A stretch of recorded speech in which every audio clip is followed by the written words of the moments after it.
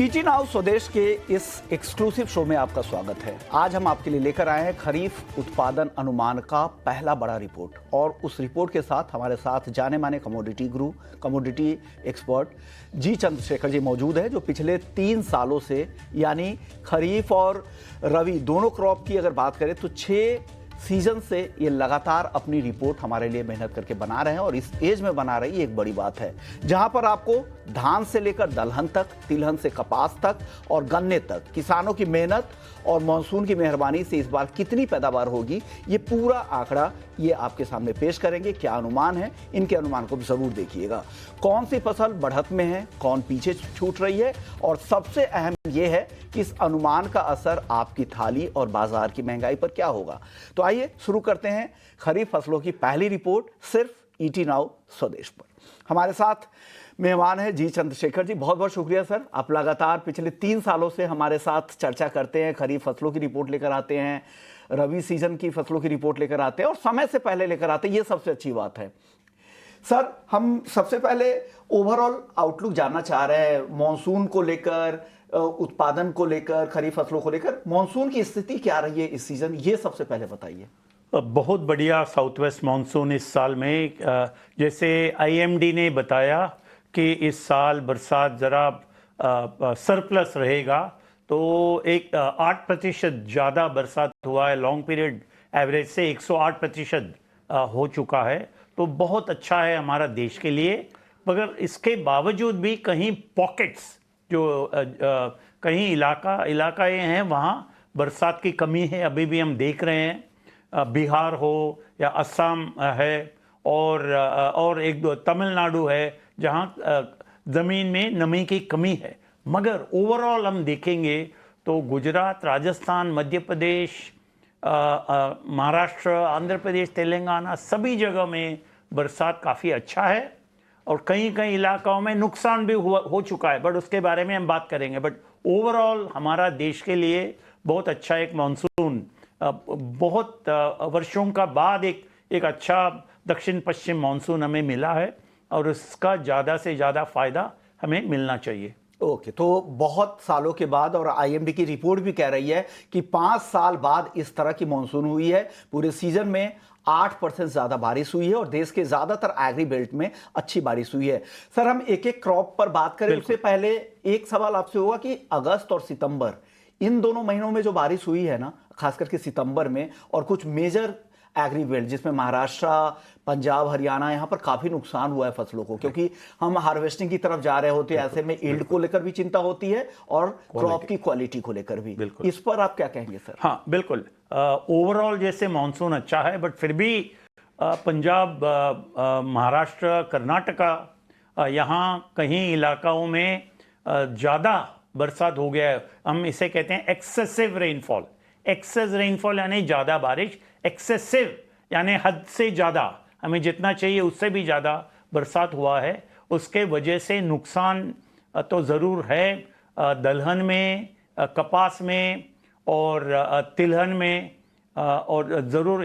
मगर इसका जो असेसमेंट है, ये क्वांटिफिकेशन जो हम कहते हैं, अभी भी जारी है, और शायद 1 हफ्ता 10 दिन लग जाएगा कि फाइनल क्वांटिटी डैमेज कितना हुआ है, उसका एक असेसमेंट निकलेगा। दूसरा एक डैमेज है क्वालिटी, तो क्वांटिटी का डैमेज, क्वालिटी का डैमेज, दोनों का असेसमेंट अभी जारी है। तो वो सब भी में हमारा जो कैलकुलेशन है, उसमें हमने हिसाब किया है उसका। ओके, बिल्कुल सही बात है। तो वो पूरा कैलकुलेशन आपने उसमें इनकलकेट किया, उसमें जोड़ा है, और फिर देखा है कि सितंबर की बारिश के बाद क्या डैमेज हुआ है, फिर उसके आधार पर आपने रिपोर्ट तैयार की है। चलिए सर, शुरुआत कर लेते हैं चावल के साथ। चावल के उत्पादन का जो सरकार का लक्ष्य है वो कितना था, उसके आधार पर, और पूरी मानसून, पूरा सीजन देखने को लेकर और खरीफ एरिया को देखकर क्या लग रहा है, किस तरह के उत्पादन की उम्मीद करनी चाहिए? बिल्कुल, मेरा अनुमान है, लक्ष्य सरकार का है उत्पादन का खरीफ सीजन में 1230 लाख टन का, और जितना अच्छा बारिश हो गया है, और इसका एकरेज एरिया भी ज़रा बढ़ चुका है, करीबन 8 लाख हेक्टर। तो इसके वजह से ज़रूर उत्पादन में एक बढ़ोतरी आने का संभावना है। मैं देख रहा हूँ लक्ष्य जो 1230 लाख टन का है, उसके सामने 1250-1270 लाख टन तक का उत्पादन हो सकता है। इसमें और एक बताना ज़रूरी है, पंजाब में जो अगस्त सितंबर में ज़्यादा बारिश हो चुका था, हद से ज़्यादा बारिश हो चुका था, ज़रूर वहाँ नुकसान है, इज़ वन पॉइंट। दूसरा पॉइंट है उत्तर प्रदेश, ईस्टर्न उत्तर प्रदेश यानी पूर्वी उत्तर प्रदेश में बरसात का कम है, तो नेगेटिव टेरिटरी में है, डेफिसिट में है, उसका भी ज़रा असर मैं देख रहा हूँ। और बिहार तो बहुत ही कम है, वहाँ बरसात कम हुआ है, तो वहाँ भी ज़रा असर पड़ेगा अनाज के ऊपर, चावल के ऊपर। तो ये सब देखते हुए हमारा अनुमान है 1250 से 1270 लाख टन का, जो पिछले साल के मुकाबले से ज़्यादा है और हमारा टारगेट लक्ष्य से भी ज़्यादा है। ओके, तो ये बहुत अच्छी बात है कि आपकी रिपोर्ट कह रही है कि इस बार लक्ष्य से ज़्यादा उत्पादन हो सकता है। 2024 का जो उत्पादन था वो था 1218 लाख टन का, और इस बार इनका अनुमान है, पहला अनुमान आप देख रहे हैं जी चंद्रशेखर जी का, जो है 1230 से 1270 लाख टन चावल उत्पादन का इनका अनुमान है। एरिया 442 लाख हेक्टेयर के आसपास है। पिछले साल हमने देखा था 2024 में 436 लाख हेक्टेयर के आसपास का, तो एरिया में बहुत बदलाव नहीं था। लेकिन इस बार मानसून की स्थिति बेहतर रही है, इनको लग रहा है कि इसका फायदा यहां पर मिलेगा और बम्पर क्रॉप की उम्मीद कर रहे हैं। चलिए, अब राइस के बाद अब आगे बढ़ते हैं मेज की तरफ। मेज काफी फोकस में है सर, क्योंकि एथनॉल के लिए भी जा रहा है, इसके अलावा भी और जो पोल्ट्री इंडस्ट्री में वो काफी परेशान है। क्या लग रहा है कि चीजें काफी चेंज हो गई डीडीजीएस वगैरह की वजह से? क्या लग रहा है मेज पे सबकी नजर है, आगे क्या हो सकता है मेज को लेकर सर? बिल्कुल, मेज का जो क्षेत्र है, एरिया लगभग 10 लाख हेक्टर, 9 से 10 लाख हेक्टर बढ़ चुका है पिछले साल के मुकाबले। तो और मेज ग्रोइंग एरियाज में बारिश अच्छा खाता हुआ है, तो उसके वजह से मैं अपना ईल्ड, मेज का ईल्ड भी अच्छा रहेगा। और मेरा अनुमान है कि पिछले साल जो उत्पादन था, एक्चुअल प्रोडक्शन 248 लाख टन्स, उसके सामने ज़रूर 10% तक इस साल मक्काई का उत्पादन बढ़ने का संभावना है। मैं इसे एक रेंज में देता हूँ 270 लाख टन से 290 लाख टन, इस रेंज के अंदर मक्काई का उत्पादन होना चाहिए। इसका ज़रूर किसान को तो फ़ायदा होगा, मगर इसका दूसरा एक एंगल से हम देखेंगे तो अभी सरकार ने गन्ना का जो पाबंदी थी, गन्ना का डाइवर्जन फॉर एथेनॉल, उस पाबंदी को हटा दिया है। तो क्या ज़्यादा गन्ना से एथेनॉल के लिए डाइवर्शन होगा या मेज का डिमांड कम होगा फॉर एथेनॉल, ये हमें देखना है अभी। ओके, बिल्कुल सही बात है। तो मेज का उत्पादन का जो अनुमान है सर का, वो है 270 से 290 लाख टन के आसपास का। 2024 में हमने देखा था कि 248 लाख टन के आसपास का उत्पादन हुआ था, और इस बार एरिया भी बढ़ के है और किसानों का फोकस भी था, वो डाइवर्जन भी हमें देखने को मिला, दूसरी फसलों से वो मेज की तरफ शिफ्ट भी हुए थे कुछ इलाकों में, और उसका असर यहाँ पर साफ तौर पे दिखेगा। और इस बार का जो उत्पादन नंबर है वो 270 लाख से 290 लाख टन के आसपास का हो सकता है। अब दलहन की बात करते हैं, क्योंकि दलहन काफी चर्चा में रहते हैं, कंज्यूमर्स की थाली के लिए बहुत ही इंपॉर्टेंट है सर। क्या लग रहा है दलहन को लेकर? पहले ओवरऑल बताइए, फिर हम ब्रेकअप में चलेंगे, अरहर पे, उड़द पे, अलग अलग दालों पे। ओवरऑल क्या लग रहा है सर? दलहन में मुझे बहुत चिंता है। दो चीजें इसमें, एक तो सरकार ने दलहन का जो उत्पादन का लक्ष्य है, पिछले साल 95 लाख टन का था, वो घटा करके 80 लाख टन का उत्पादन का लक्ष्य रखा है इस खरीफ सीजन में। नंबर 2, इसका जो एरिया है, एरिया में कोई बढ़ोतरी हमें दिखाई नहीं दी है। और तीसरा, जो कर्नाटका, महाराष्ट्र में वी हैड एक्सेसिव रेनफॉल अगस्त सितंबर महीने में, उसके वजह से ज़रूर नुकसान हुआ है फसलों को।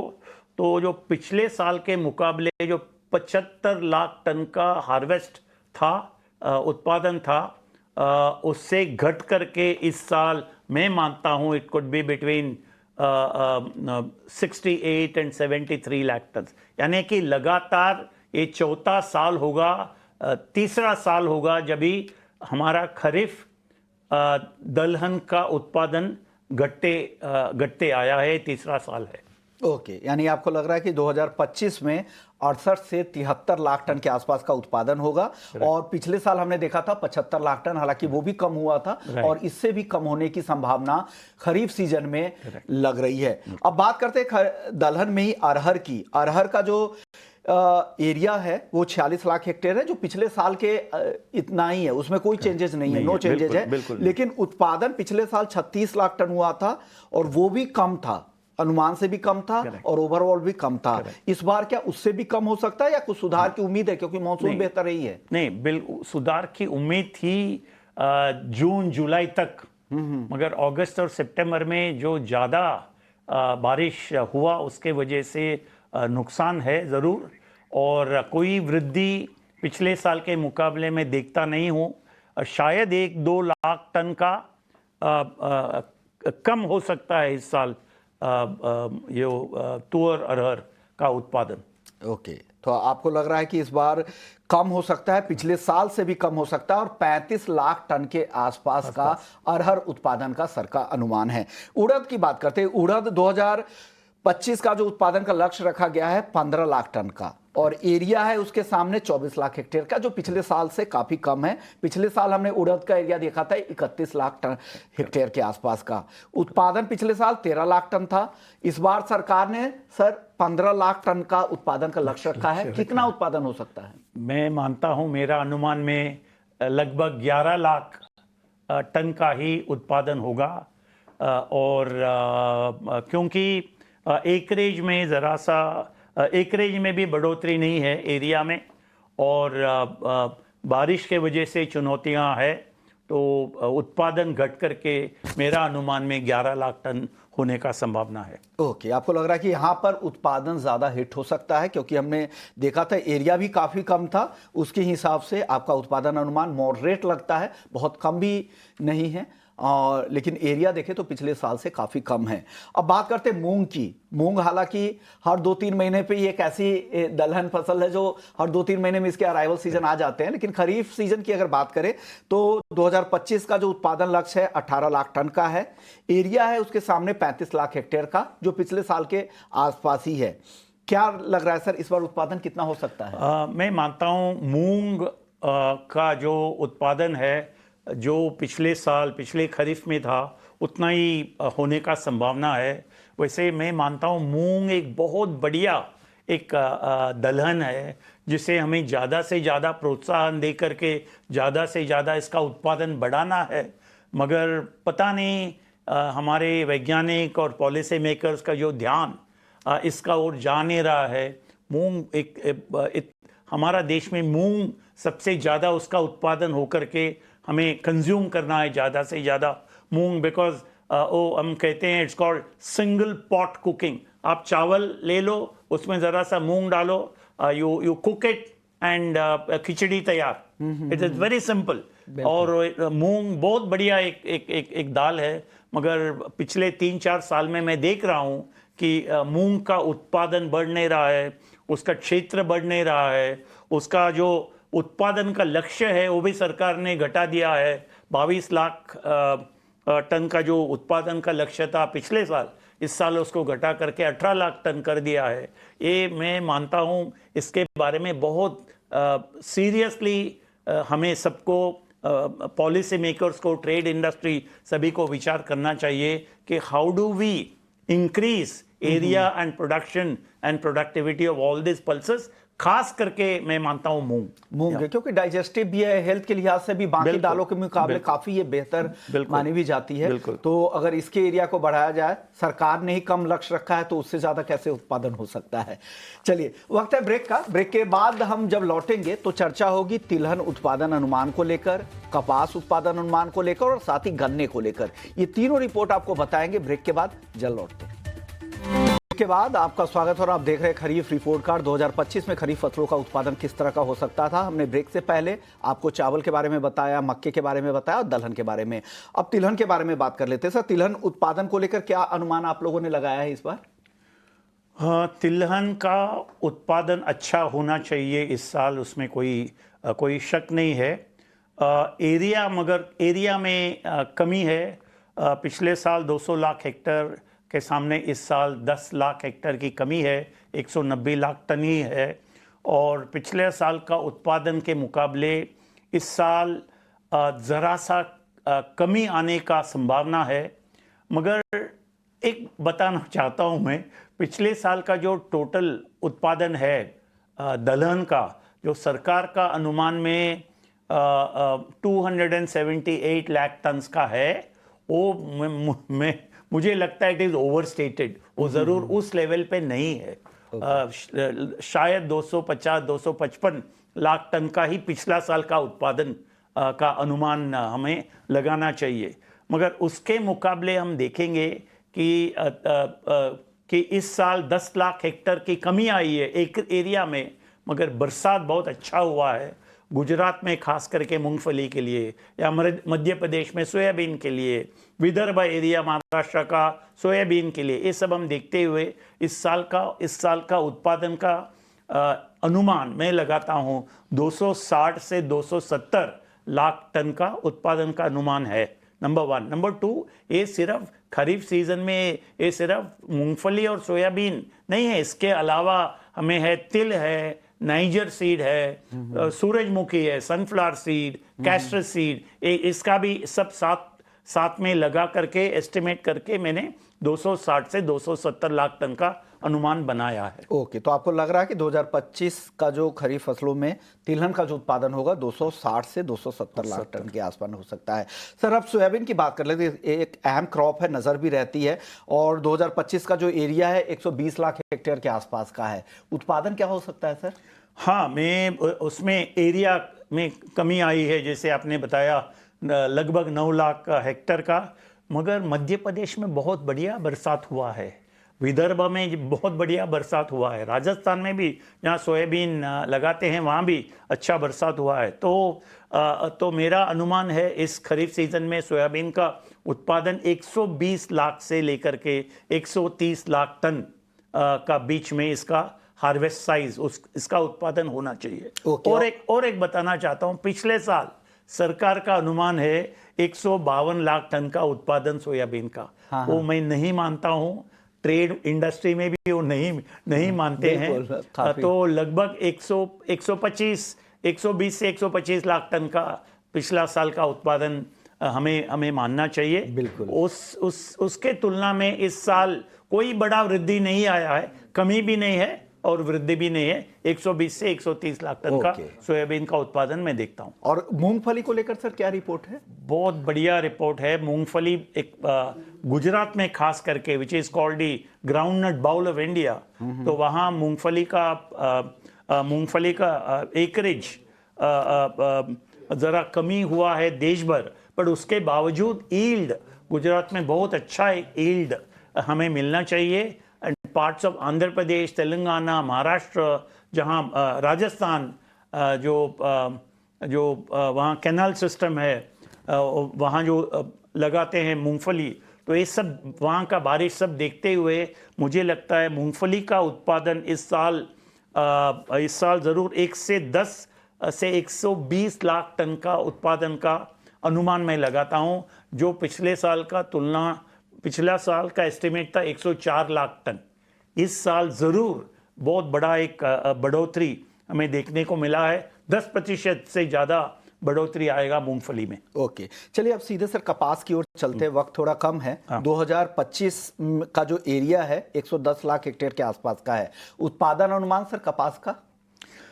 मुझे काफ़ी चिंता है कपास के बारे में। लगातार एरिया भी कम होते जा रहा है, यील्ड भी कम होते जा रहा है और उत्पादन भी कम होते जा रहा है। इसका लक्ष्य था पिछले साल 350 लाख गांठ, वो सरकार ने कम करके 335 लाख गांठ किया है। उसके बावजूद भी इस साल मेरा अनुमान है कि 290 से 300 लाख गांठ का ही उत्पादन हो सकता है, जो पिछले साल का जो एस्टिमेट है 307 लाख गांठ से भी कम है। ये पहला क्वांटिटी कम है, दूसरा क्वालिटी में भी बहुत फर्क आ सकता है, बहुत दिक्कतें आ सकती है। ओके, चलिए अब सर गन्ने की बात करते हैं, शुगर केन की। इस बार का जो एरिया है 59 लाख हेक्टेयर का है, पिछले साल से थोड़ा ज्यादा है, 57 लाख हेक्टेयर का था पिछले साल। उत्पादन को लेकर क्या अनुमान है सर गन्ने का? हाँ, मेरा अनुमान होगा 440 मिलियन टू 460 मिलियन, यानी कि लगभग जो पिछले साल था अनुमान, एरिया का विस्तार होने के बावजूद भी उत्पादन में कोई बड़ा बढ़ोतरी नहीं आएगा। तो क्या बोलो, 4,400 लाख टन से लेकर के 4,600 लाख टन। मगर एक ये भी बताना चाहता हूँ कि गन्ना का जो एरिया विस्तार हो रहा है, ये क्या ये होना चाहिए? नीति आयोग का भी रिपोर्ट है कि हम बहुत ज़्यादा ही चीनी का उत्पादन कर रहे हैं। हमारा देश में इसका एरिया का विस्तार नहीं होना चाहिए, एक्चुअली घटना चाहिए इसका एरिया। मगर अभी ये पॉलिसी मेकर्स के लिए एक विषय है। और इस साल जब आप जानते हो कि जो ethanol, cane diversion for ethanol, जिसमें पिछले साल पाबंदी थी दिसंबर 2023 से लेकर के, उस पाबंदी को अभी लिफ्ट किया गया है और अभी केन से डाइवर्जन होगा एथेनॉल के लिए। तो और उसका असर क्या हमें मक्का पर दिखेगा, इसका ऊपर भी हमें विचार करना चाहिए। बिल्कुल, डेफिनेटली उस पर चर्चा करना जरूरी है, क्योंकि इस बार उस तरह की रिस्ट्रिक्शंस नहीं है। तो देखते हैं कितना डाइवर्जन होता है यहाँ से। लेकिन इस बार का जो उत्पादन अनुमान है वो बेहतर यहाँ पर दिख रहा है। पिछले साल 45 लाख टन का गन्ने का उत्पादन हुआ था और 4400 से 4600 लाख टन के आसपास। और इस बार चीनी उत्पादन भी बढ़ने की उम्मीद है। मुझे लग रहा है कि 310 लाख टन के आसपास की रिपोर्ट आ रही है घरेलू बाजार में। सर छोटा सा जवाब 10 सेकेंड में ऐड कीजिएगा। नहीं, ये सब लेकर के हमें इन्फ्लेशन, महंगाई का क्या होगा। मैं मानता हूं सरकार का पास गेहूं का बड़ा स्टॉक है, चावल का बड़ा स्टॉक है, हमारा मक्काई का उत्पादन बढ़ रहा है। तो मैं मानता हूं कि महंगाई काबू में रहेगा। शायद आगे 2-3 महीने में, जब 2-3 महीने में महंगाई, inflation will be under control. और रबी के लिए ज़मीन में काफ़ी अच्छा नमी है और रबी फसल भी अच्छा, उसका एरिया एंड प्रोडक्शन अच्छा होगा।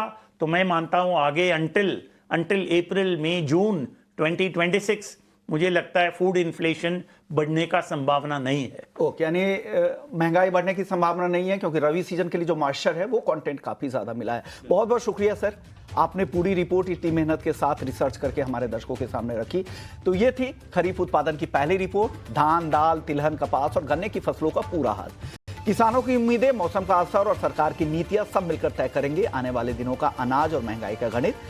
हम इस रिपोर्ट कार्ड पर नजर बनाए रखेंगे, आपको देंगे हर अपडेट। फिलहाल 18 स्वदेश पर इतना ही। नमस्कार।